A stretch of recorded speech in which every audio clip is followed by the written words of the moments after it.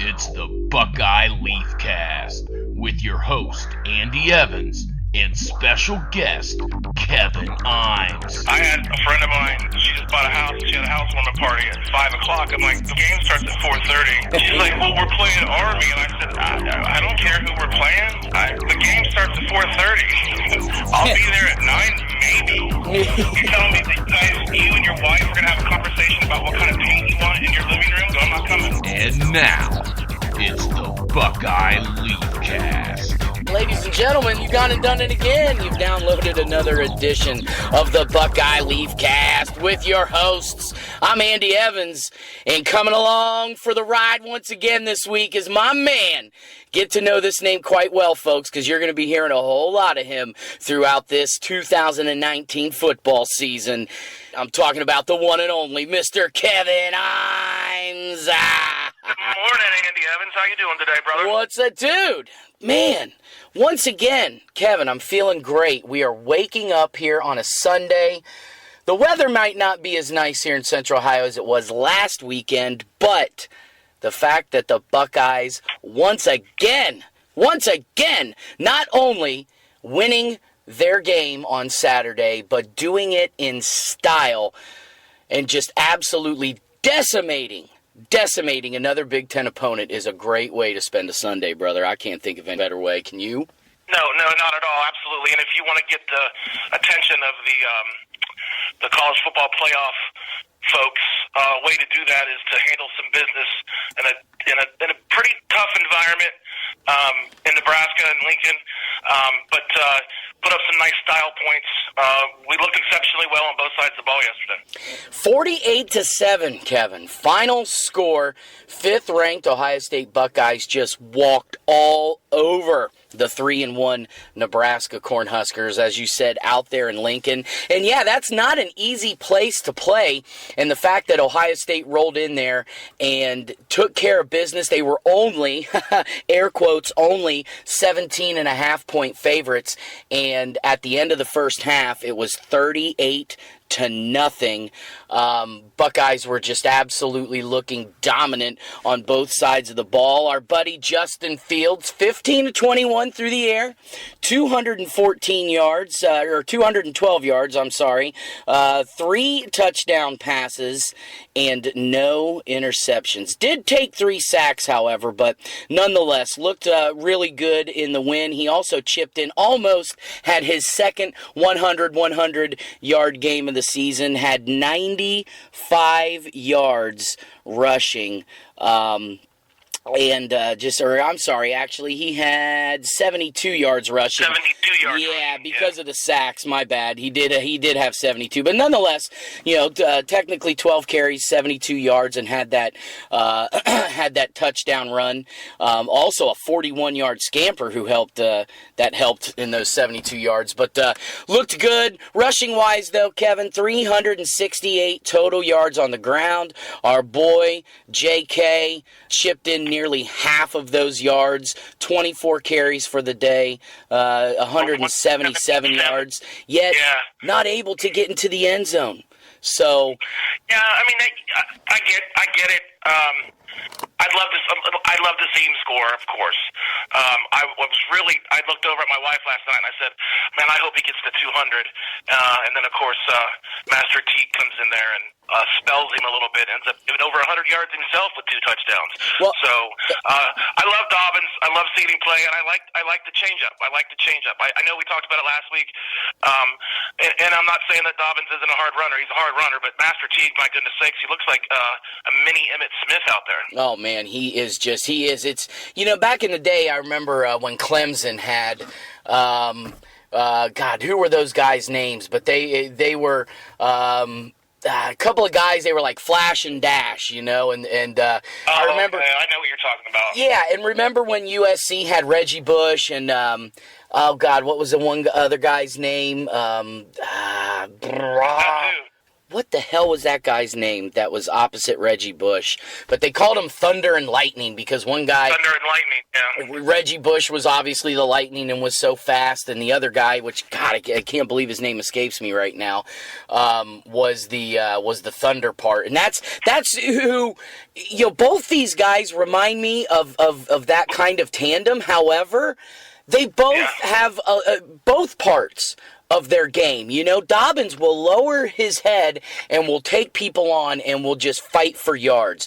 And Master Teague can definitely, he gets out in the open space, man. You can kiss him goodbye because I didn't realize how fast he was. I didn't realize how fast he was till yesterday. Lindale White is the name you're looking for Thunder and Lightning. Thank you. You're welcome, sir. I was thinking of Rondale, but I was like, that's not right. Lendale White. Thank you. Yeah. He is. Oh, my goodness. Master Teague, man. Yeah, he can turn on the Jets. And actually, to correct you, he, at least according to the stats I'm looking at, the official final stats, he had 77 yards on the ground last night. But 2 touchdowns. I was looking at total yards. Rushing. He had a couple. Yeah. But he had a 28-yard catch, so... Yes. Yeah, so he did have over 100 total yards in the game. But, Master Teague, J.K. Dobbins, and it is, it's comforting, though, to know, dude, that when they're going to spell J.K., which is a great idea. I mean, hell, he still had 24 carries. But when they do spell him, you've got a guy that is probably going to be an NFL draft pick in Master Teague, backing him up. It does seem as so. It is nice to have another Sunday player in the backfield, like you said, to go ahead and give J.K. a little bit of a break. Because, like you said, he's toting the ball an awful lot this year.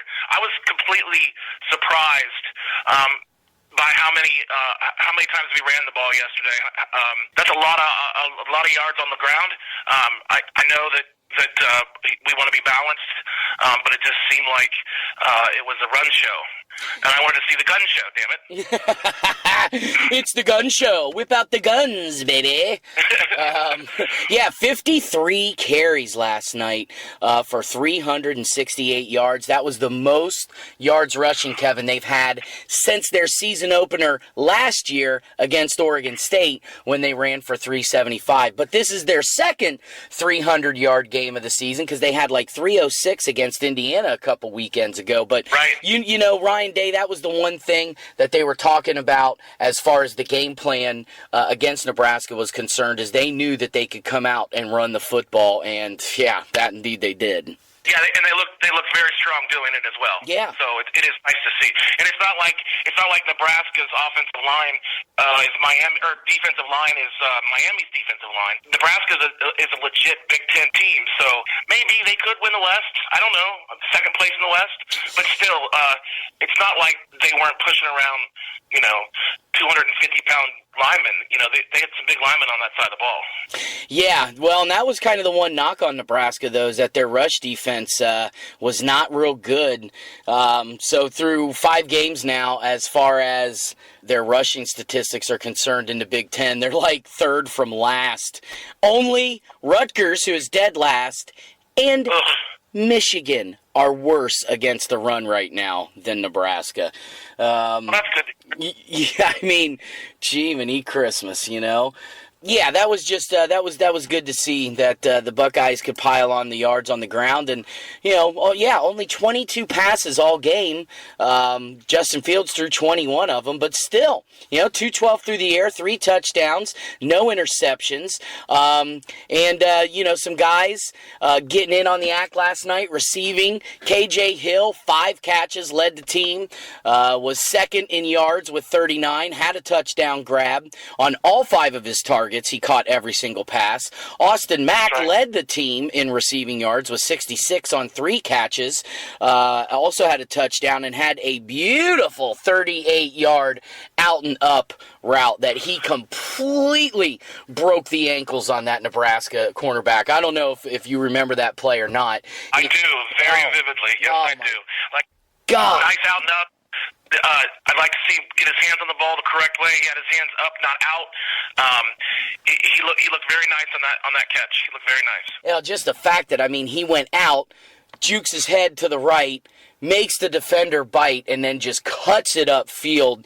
And yeah, had it not been maybe just a tad overthrown. And like you said, if he had had his hands in the correct position, he could have caught it on the fly and been gone. But instead, he caught it, stumbled, and fell on the turf. But still, just a beautiful 38-yard catch. And for Austin Mack, and good to see him. We've talked about KJ and Austin Mack. Seems like they're getting kind of left behind because of guys like the emergence of Chris Olave, like the emergence of the freshman phenom Garrett Wilson, who had one catch last night, Kevin. One catch! And it was near, early in the fourth quarter, and it was the last touchdown the Buckeyes scored, but that one catch was good for a 6-yard touchdown. And, dude, the way that he tippy-toed and got 3 steps down when he was practically running out of the back of the end zone was just unbelievable. I mean, the kid continues to amaze me. Very, very acrobatic catch by an 18-year-old. Looks like he belongs on the field. He and Benjamin Victor kind of, they kind of off and on that X receiver.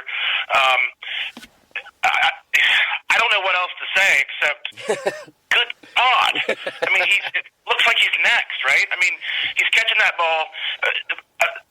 Of course, we're giving Austin Mack tons of credit, but that was a pretty well thrown football too. I mean, that wasn't a bad pass either. Oh, so one athlete throwing it to another athlete. Looks like for the next 2 years, we're going to see those two hook up quite a bit. Oh man, yeah, no, you're absolutely right. Justin Fields put that ball right on the money, right over Wilson's right shoulder, basket catch, and then once again for Wilson to just maintain possession of the ball and awareness, and to get 3 steps down in the end zone to complete the touchdown was it was crazy, dude. It was nuts. So, defensively though, dude, Ohio State, brother, is light years from where they were at last year. I mean, it is amazing, and we talked about this last week. And I have a feeling we're going to continue to talk about it throughout this season, but the difference between last year, Kevin, and this year is just amazing. It's astounding, dude. It is absolutely crazy how much difference guys like Washington, Madison, and Jeff Hafley have brought to this team. It's just a whole new attitude. The Silver Bullets are back. I mean, they're back, dude. Silver Bullets are back, and it's good to see. First thing Ryan Day did when he took over the Buckeyes January last year after we won the Rose Bowl against Washington. First thing he did was went out and got co-defensive coordinators, and it's definitely paying off. The speed on defense is quite amazing. The switch from man-to-man to zone, I think, makes a big difference in the backfield, the defensive backfield. And then the athletes up front are amazing, and we got some pretty good linebackers as well. So, and we haven't even talked about Chase Young. So, we got the best defensive player in the country. We probably have the best defensive back in the country, and we're very solid. And I like the zone. Jeff Okudah is absolutely amazing. Had 2 interceptions yesterday. His closing speed on that wheel route that they ran in the first quarter, Nebraska threw a little wheel route, and his closing speed was amazing to me. He looked like the fastest guy on earth. So, defense is come quite a long way, and it's also great to see Jonathan Cooper out there finally getting his first start this year. Yes, yeah, that was good to see when they announced that he would more than likely be playing, and then I finally saw number 18 out there getting in the mix. That was definitely great to see. I mean, 5th-year senior co-captain, you definitely want him out on the field. Not that I'm not trying to dog the dude, but not that they've necessarily needed him up at this point. But still, they're probably going to need him, and definitely his presence and his leadership, come later on in the season when they really start getting into the teeth of the Big Ten. But, Buckeyes held Nebraska to 231 total yards, 76, Kevin, at halftime when the score was 38-0. And as you just stated, Jeff Okudah with 2 interceptions. Jordan Fuller chipped in a pick. They had 3 on the game, 4 sacks, 8 tackles for loss. And then, yes, your boy, Chase Young. Let's just call him Mr. Strip Sack, dude. That's right. It's like that's what he was born to do. Dude. For some reason, the gods reached down from wherever they reached down, and they gave it to him. They gave him the strip sack lightning bolt. He just comes off the edge. He used the club on the first one, the club move, where he pushes the offensive tackle to the outside instead of the inside, and he went right inside and still got it. So it's his speed off the ball is unbelievable. I think the new term they're calling it now is the get off. I don't really like that term. It sounds kind of weird to me. But his initial first step, and he gets moving. You can't stop him. I don't know. I think Penn State has really good left tackle or right tackle. So we'll see if maybe Penn State can slow him down, but I don't think anybody else can slow him down. Well, and that's the thing, with you watch them, their defensive alignments. One play Chase Young will be on the right side of the line, then they'll flip him over to the left. They just like to kind of intermingle these guys in and out, and that's, I think because of their depth and strength on the defensive line, that helps Chase Young.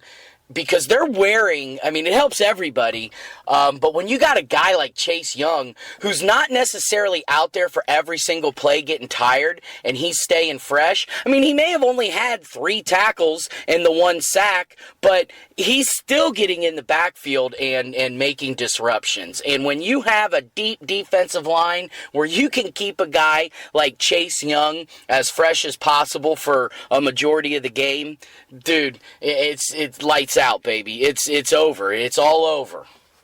It's scary.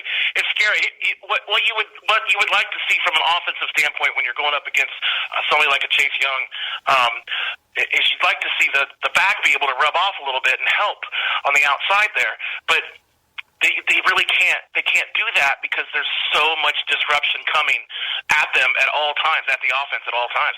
I love the way that they stack the guys before the play, so they get that extra couple seconds before the offensive line realizes who they've got to block, and now they're thinking about this guy does this guy does that, so they have to. It takes a little bit more time for them to realize what's going on in the play.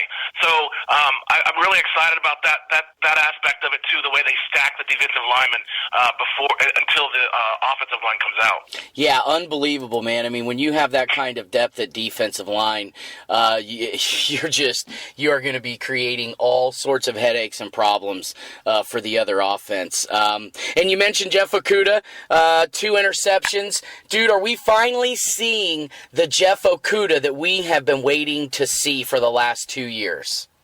Yeah, I think so. I think he's playing his way into a top 10 pick. He's going to be another great Sunday player. Speed, unbelievable. He had a couple knockdowns yesterday. He plays the position the right way. He gets his head around. He's usually always in front of the receiver, which is a big deal if you're a defensive back.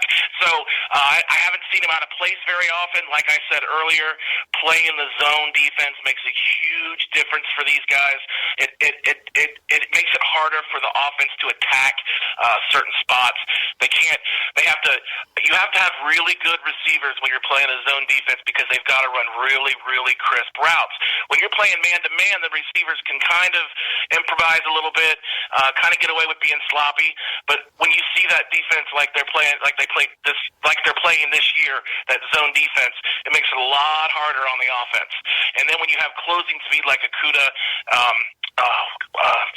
what's the safety's name? I forget his name Fuller? off the top of my head. Fuller? Yes, when you see see the speed that those two guys have, that zone defense makes a huge difference.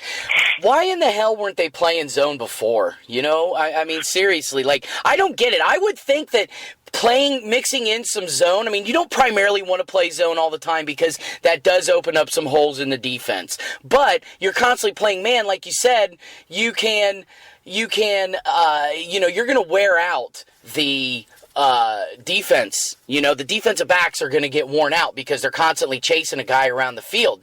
You know, however, you mix in that zone, you're going to obviously keep the offense a little more honest. You're going to confuse them a little bit more. And you keep your defensive guys a little fresher because they're not chasing somebody all around the friggin' field all game long.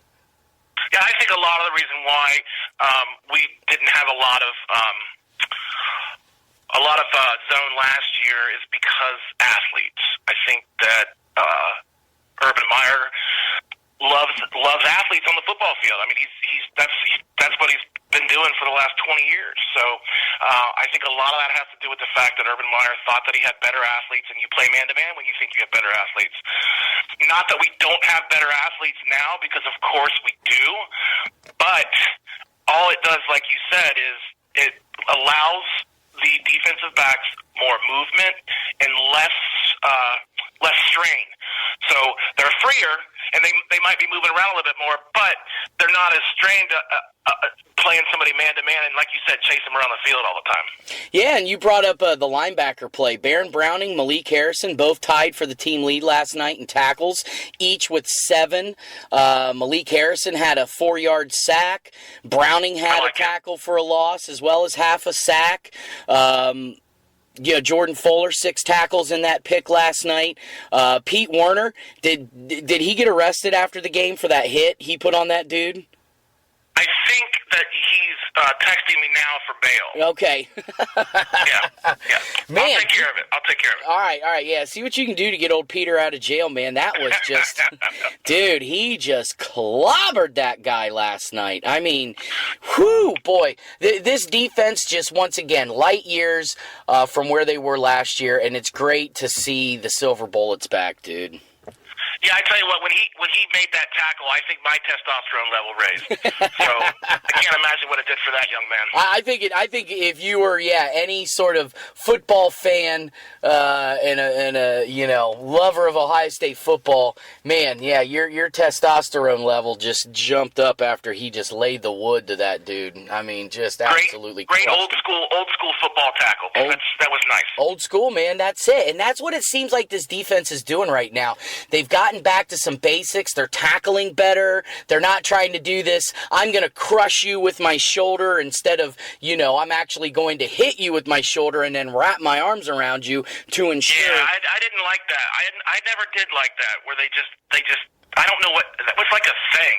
Well, Thank God it's over. Exactly, because, these young kids, they get out there on the field and they want to prove that I can just simply lower my shoulder and tattoo you to the ground. I don't even need to wrap you up. Like, I can just blast you because I'm so strong and show you my prowess and my might that I don't even need to wrap you up. And that's just, some guys maybe you can hit like that, but that ain't going to be very often you're laying those kinds of hits. Right, I agree with you. I'm glad that fad or whatever it was is over with. Yeah. You don't see it too much anymore on any level. So Yeah. So, once again, though, what did you take away overall from last night's win in comparison with some of the other teams around the country? Or if you just want to keep it in the box as far as what you saw Ohio State do to Nebraska last night, just your overall thoughts on where this team is at, where they could be headed, and how maybe they stack up against the other teams in the country. So a lot of times on Sunday morning when I wake up, one of the first things I like to do. Oh, but real quick, I want to talk about this for a second before we go there. All right. I got up this morning to take my daughter to church, and on the way back, I stop at the local gas station, IGA, whatever, here in town. And I haven't bought a Columbus Dispatch for quite a long time for many reasons, but I don't know what it was this morning. I'm like, I'm going to buy a Dispatch. I'm going to walk in there. I want the paper in my hand. I want to see the stats in my hand instead of the computer screen. I walk in to buy, I pick it up, go up to the counter. I get my $2 bill out. Lady says, $5. $5? Paper, $5 for the Sunday Dispatch. When the hell did that happen? I have to pay $5 to read a 2-minute article by Tim May? Are you kidding me? Well, I don't understand what's going on. Technically, what is going on? Technically, it wouldn't be Tim May anymore because he ain't writing for him. Whatever, whoever it is this week. But I don't understand how it's $5. I think that the government needs to step in. I think Donald Trump needs to call the Columbus Dispatch and tell them it's against the law to sell a newspaper for a $5 bill. Anyway, what I took from the game, typically the first thing I do in the morning is I'll look at power rankings. I want to see where the Buckeyes fall nationally, especially after a win like that. I pull up the ESPN power rankings this morning, and we're second. So from a national standpoint, my takeaway is, looks like Ryan Day and the Buckeyes have gotten some attention, gotten a little bit of attention nationally, and that makes me excited. From an Ohio State standpoint, this defense takes me back to the late 90s, early 2000s. It reminds me, we're all everywhere on the defensive side of the football. You've got, starting-wise, you've got folks that we may see play on Sunday. Of course, the Chase Young and the Jeff Okudah, but Jonathan Cooper, Damon Arnett, there's athletes Jordan everywhere. Fuller. Jordan Fuller, yeah. So we've got guys that are pretty damn good. So my biggest takeaway from yesterday, and not to steal your thunder, I know we spoke about this earlier, but the defense. I mean, that's the biggest difference, right? Yeah. Last year we're scoring points. But we're letting the other team score a lot of points. So the defense is overwhelming. That's my takeaway. Yeah, no, and you're absolutely right, and we did talk about that. Hey, please, steal away, sir.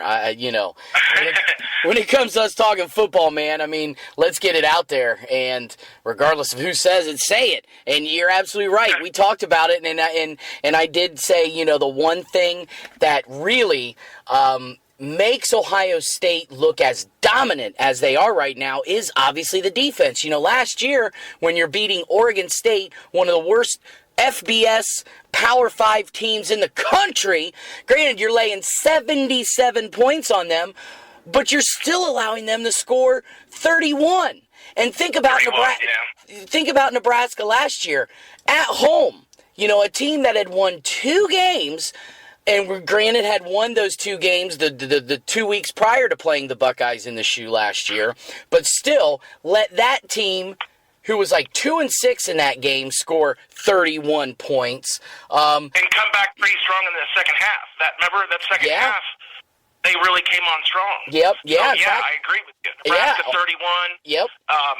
Purdue, of course, that disgusting 29-point loss to Purdue last year. Even Indiana scored 26. So, our defense has improved a great deal, and I know you bring up those names, the defensive coordinators, quite a bit. So, it seems like that's the difference. And then it was truly the first thing that Coach Day did when he took over in January. So, it looks like he knew what needed to be fixed. And he absolutely 100% fixed it. And, well, I don't want to say 100%, I just did, but I'll backtrack a little bit. At this point, I mean, it's damn near 100% efficiency. And, I mean, hell, last night, Nebraska gets a late garbage touchdown in the fourth quarter after Ohio State had a 48-0 lead. And, of course, that was against, the second and third teamers and the water boys and the jockstrap scrubbers and all that crap. So, right, but when you go to somebody else's home, you don't want to eat all their dinner, right? I mean, you want to let them at least have a bite. Okay, that's fine with me. I'm okay with letting them score a touchdown. Yeah, no, you're right. I mean, hey, 41-point win on the road in Memorial Stadium in Lincoln, Nebraska is nothing to sneeze at. And you're right. You got to let your little brother, and your offshoot cousins, I don't know what the hell I'm trying to say. You got to let the little guys eat every now and again too. So so it's all right. It's okay. Yeah. So after that game, dude, Ohio State nationally still the second-ranked total defense in the country, third scoring offense, fifth in team passing efficiency. the thing is, that's it. They're very efficient right now. Like, you look at them stat-wise, and they're not... you look at them stat-wise... We don't need to be. We don't need to be. We score almost every time we touch the football. You're not going to have crazy stats when you do that, right? And it seems like, this hurry-up offense... that they, typically ran under Urban, which was sometimes a hurry up and then kind of wait kind of deal, you know what I mean? Where they'd get to the line, they'd set real quick, they'd fake it, and then they'd stop, and they'd look back to the sideline and get the play, and, but it just seems like that they've kind of taken a step back from that a little bit. They're not as, hurry up and get to the line and then kind of sit there and wait kind of deal. It's like, okay, they finished the play, they don't have a huddle, they don't break from a huddle, but they, just get up to the line, kind of look over, get the play, take their time to really set themselves. And, to your point, yeah, they don't need to be crazy fast because they're being so efficient with the football. I'd like to, and that would probably be a cool stat to take a look at. How many drives has Ohio State scored? Whether it be a field goal or a touchdown. How many of their offensive drives this year have they ended up scoring on and had to rely on Drew Chrisman to come out and punt, which he's probably an NFL guy too. I mean, he is. Oh, my God. And when you've got an NFL type punter who punted one time last night, granted it was for 59 yards, which did go into the end zone for a touchback, so a 39-yard net average, but still, and you barely have to use him, but it's nice to know that you've got a weapon there in the event that you do have to use him, he's there. But, yeah, I'd like to see how many times they've had the ball that have resulted in scoring drives, like that percentage. Yeah, that would be nice to see. Yeah. But like you said, how often have we seen our punter on the field? Our punter and our tight ends have kind of like disappeared from our offense. Dude, the Florida Atlantic, man, I was like, whoa, okay, they just threw 2 touchdown passes to Jeremy Ruckert. Okay, The tight end is back. And, yeah, the tight end has disappeared since that game, except for Luke Farrell's one catch last night, and I think Ruckert had a catch at some point, He had one catch. Who's that? Ruckert, yeah, since his 2 touchdown catches. Correct. Yeah, one catch. I mean, you have an NFL tight end there to utilize, and they're not utilizing him. So, you've got so much talent all over the field on offense and defense. But I mean, from Olave to Garrett Wilson to KJ Hill, Austin Mack, Ben Victor. Yeah, I mean, come on. Well, I love Austin Mack. I do. I love Austin Mack. Well, you have stated to me on a couple of different occasions, via text or on the phone when we're not doing the podcast, that Ohio State at any time, whenever they put their receivers on the field, they've pretty much got an NFL receiver at virtually every spot on the field. That's right. That's really neat to look at. Yeah, that's it. And when you have that kind of talent, I guess, I'm not sitting here saying what do you need the tight end for, but, you only have so much time and so many people to spread the ball to, and when you got that kind of talent at wide receiver, I guess, some people are unfortunately going to get left in the dust. Well, my guess is Michigan State, Wisconsin, and Penn State were probably going to need that tight end. So I think we'll see him come alive then. When we talk about moving forward, I don't know if you're ready to talk about moving forward or not, but moving forward, we got Michigan State next week. We got Maryland and Rutgers pinned between Wisconsin and Penn State. I hope that one of those teams doesn't become a Purdue, but I think what we're going to see now, Michigan State, Northwestern, Wisconsin, I think we're going to see some stats start to stack up. We're going to see us on the field more. Our time of possession is going to it's not going to be as easy. So I think, moving forward, we're going to see Ruckert. We're going to see these guys get the tight end is going to get in there a little bit more. I think we're going to see a few more punts. I think I think we are one of the top 4 teams in the country, but I don't know that we're just going to roll through the season. Oh, I don't think so either. We got Michigan State now coming up this coming Saturday. We'll get into them here in a second. But people are probably going to now start saying, because Nebraska was supposed to be the quote-unquote first big test, right? And, of course, the Buckeyes aced that final with flying colors. Now everybody's probably going to be saying, well, now it's Michigan State. Now we'll find out how for real Ohio State is when they play Michigan State. You just said it, you think Ohio State is definitely a playoff contention team and one of the top 4 teams in the country. I mean, how do you think that they would stack up against Clemson, Bama, Georgia, LSU, even a Notre Dame, an Auburn, a Florida, teams that are within the top 10, Oklahoma. Do you think Ohio State can easily hang with those kinds of teams neck and neck? I absolutely think we can. I don't think that Ohio State's going to have an issue hanging with anybody in the country. I think this is one of the best teams we've seen in a long time coming from Columbus, Ohio. I'm very excited about the outlook nationally, especially, like I said, when I wake up and I look at the power rankings and we're 2. LSU's offense is pretty gosh darn good. I think they were off yesterday, right? Yeah, I think LSU is they have one of the best. I think they might be the best team in the country. I don't like when folks talk trash about other squads, but I don't think Alabama could hang with us. Really? I don't think they could. I don't. You put a CUDA on that receiver that got 257 or whatever he got yesterday, shut him down. But anyway, I don't want to get into all of that. I'll go too deep with the Alabama stuff. I don't think Clemson. I think Clemson's overrated. I don't think they're that good.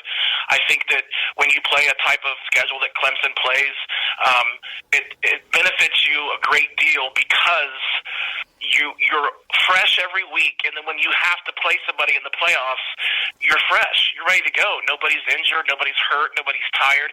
When you don't have to go through the gauntlet of an SEC team or a Pac-12 team or even a Big Ten team this year, I think it's a little. Scheduling, to me, in college football is ridiculous.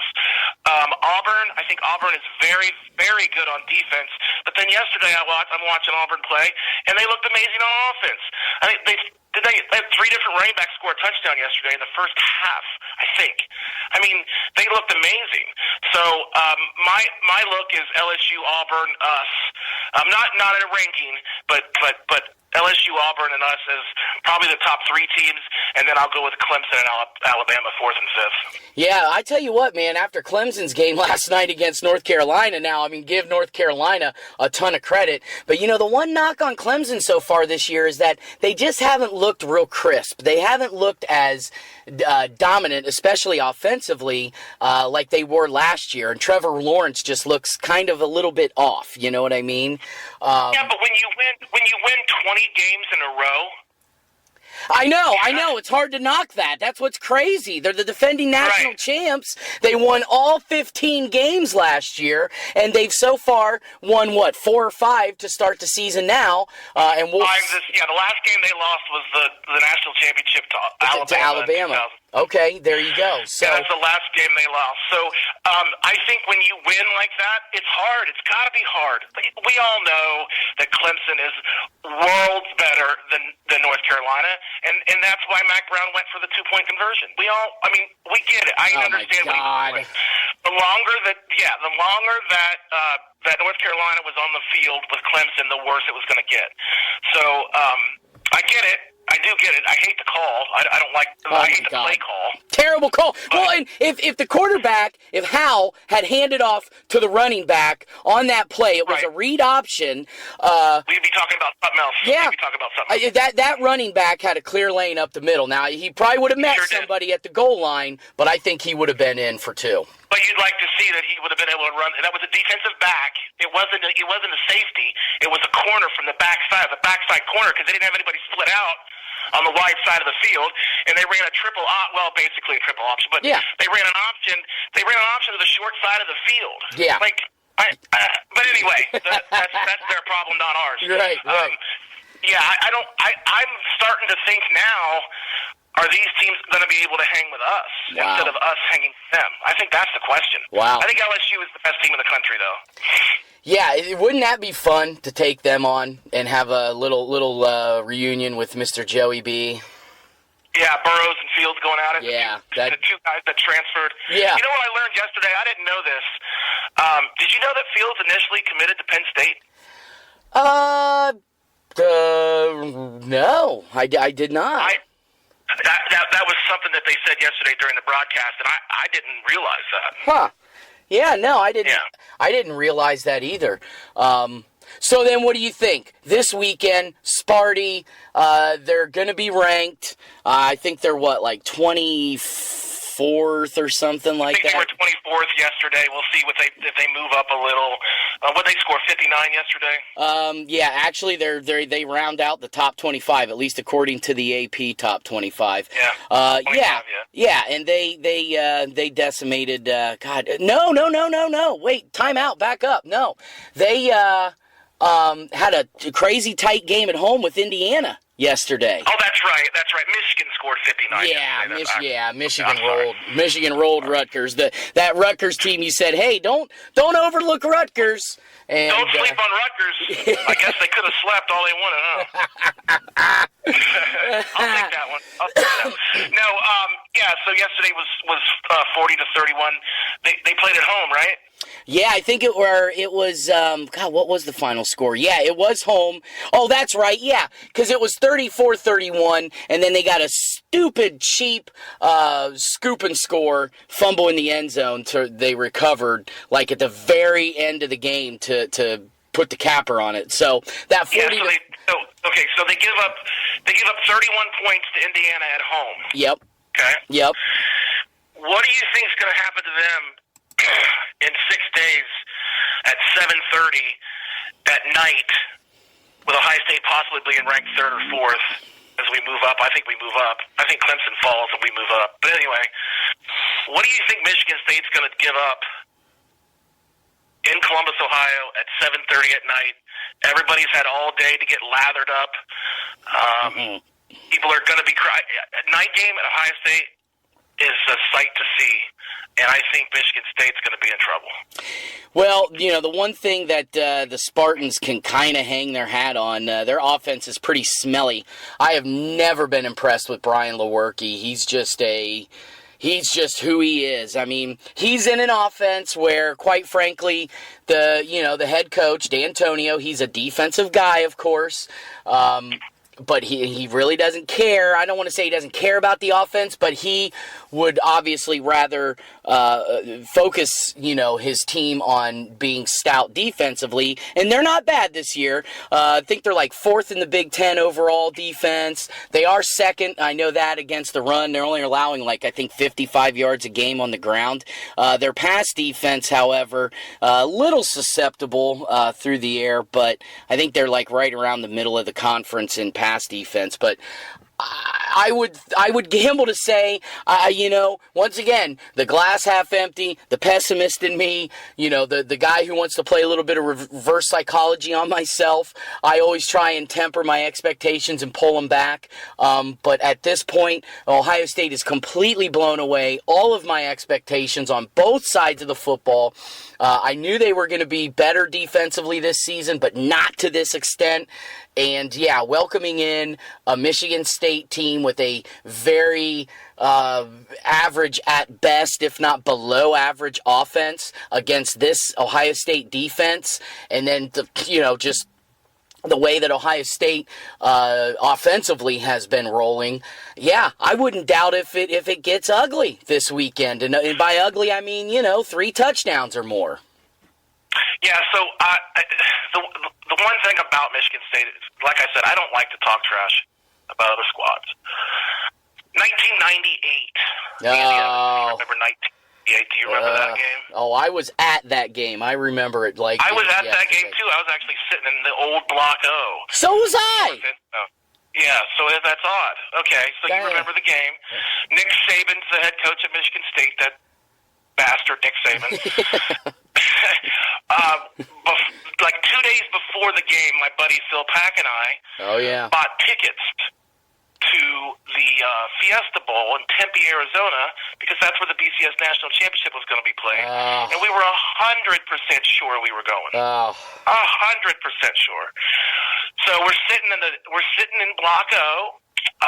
We scored, I think, we didn't score in the second half, I don't think. If I remember correctly, I don't know if it was early second half or late first half, but I remember the last score of the game that Ohio State had was a Damon Moore pick six. He intercepted the ball, ran it into the end zone to make it like 24-9, and then Ohio State stopped Michigan State on the next possession or a couple possessions later, something like that, and that's when the punt went off of Nate Clements' back. Michigan State recovered it, and that was the turning point in the game, because then Michigan State, all second half, Bill Burke to Plaxico Burris, all second half. And he just kept lobbing it up to Burris, dude. And Burris was what? So that catch in the back of the south end zone, it would have been the southeast corner of the end zone, opposite from where we were sitting, was the catch that broke my heart. Yep. I was all set to go. I remember, so we leave the game, and we went to Taco Bell on South High Street, and I think we cried. Yeah. I think we cried. I mean, it was so Michigan I don't mean to laugh, but I mean, what I'm trying to get at is Michigan State usually plays us tough.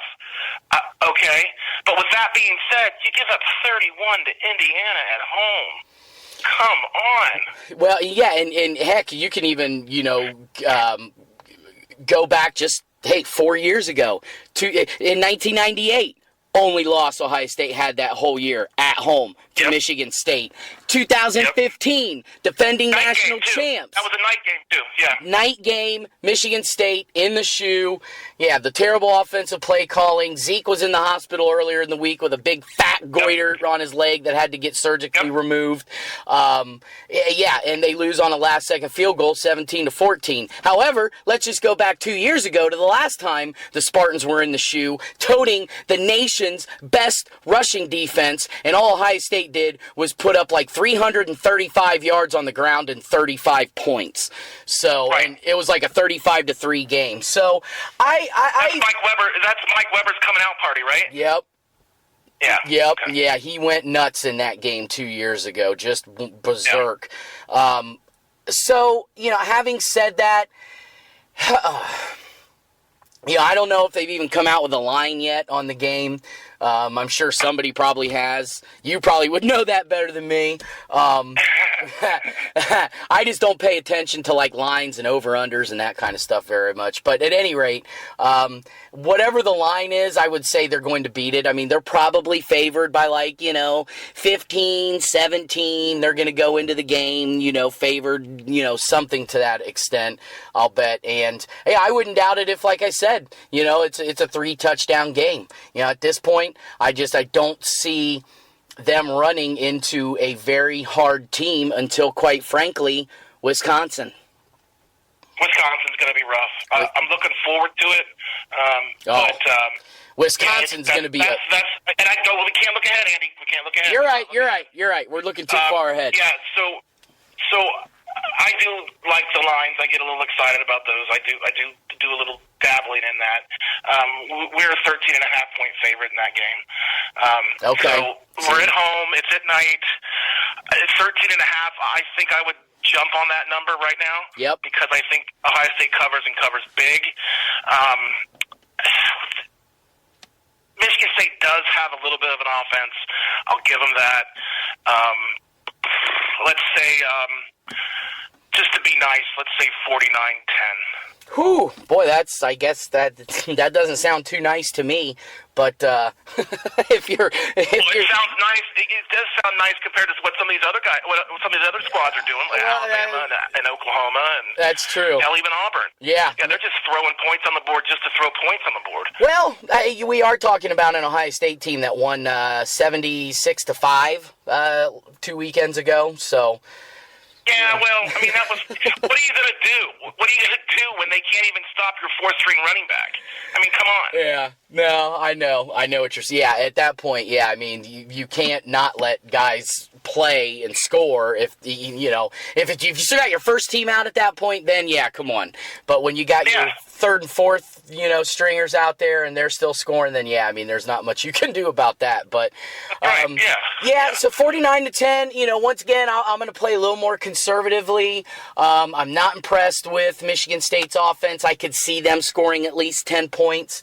However, I think that here we go. This is going to be the best team so far that Ohio State has played this year.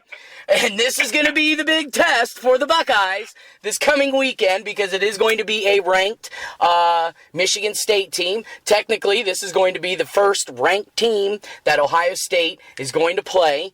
But I don't see Michigan State's offense being effective enough to overcome Ohio State's defense, and I don't think that their overall defense, Michigan State's, is good enough to completely stop Ohio State. Maybe slow them down at times, throw a few wrinkles in there, kind of confuse the Buckeyes. I think that Michigan State's going to come out a little hot and heavy. They're going to kind of confuse Ohio State, but Ohio State's going to overcome that.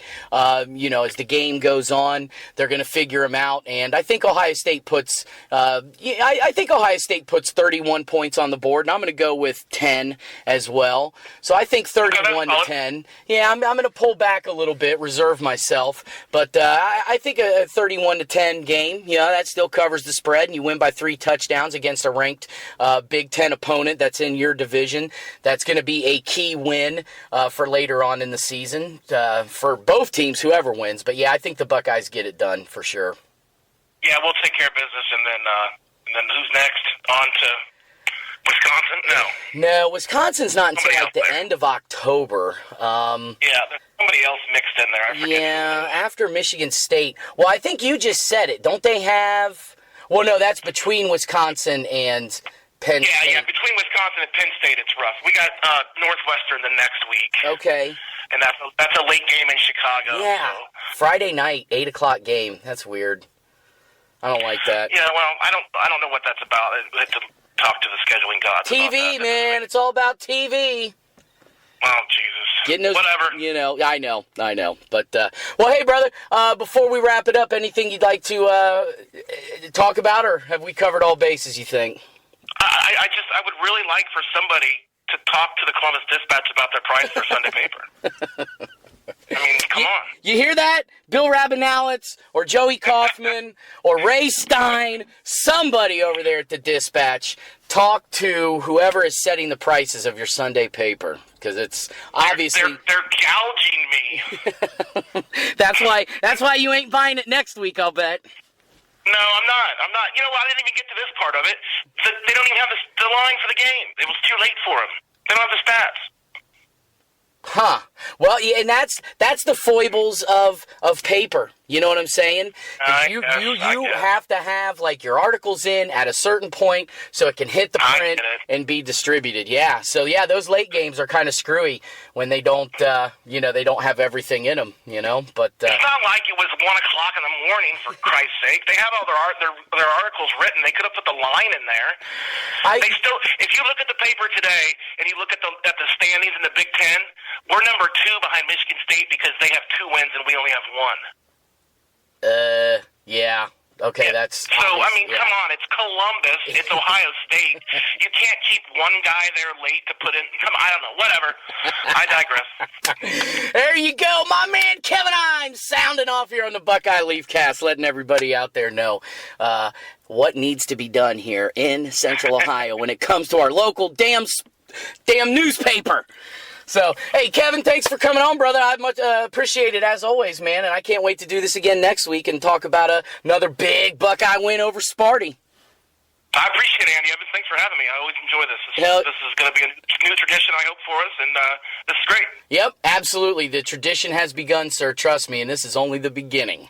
This is only the start, brother man. But this episode of the Buckeye Leafcast brought to you by Christie's Cleaning Services, LLC. It's not clean until it's Christy clean. Be sure to visit her Facebook page at Christie's Cleaning Services, LLC, and Columbus Wired for your premier source for sports in and around the Central Ohio area. Be sure to check us out at columbuswired.net. So Kevin's got it 49-10, Buckeyes over Spartans. I got it 31-10, Buckeyes over Spartans. And like I said, Kevin, next week, let's hope we're doing this again, and it's another beautiful Sunday where we're waking up to a big Buckeye W. I hope it's a little cooler. I hope it's like 70 degrees, not 80 degrees. Man, dude, I tell you what, it is stuffy right now. It's supposed to be like highs in the low 90s here the next couple days. That's disgusting. It is. Freaking beginning of October, and we're in low 90s to start friggin' I want to have my sweatshirt on when I'm going outside in the morning to drink my cup of coffee. I don't want to have a sweat towel in my hand. Yeah, especially when you're drinking a nice hot cup of coffee, even if it is at got me all fired up this morning about the goddamn newspaper. Oh, God, I love it. All right, brother, let's leave them like we always do on the Buckeye Leafcast. OH! I-O! Go Bucks! Go Bucks, baby! I want to go back to Ohio State, to old Columbus town, to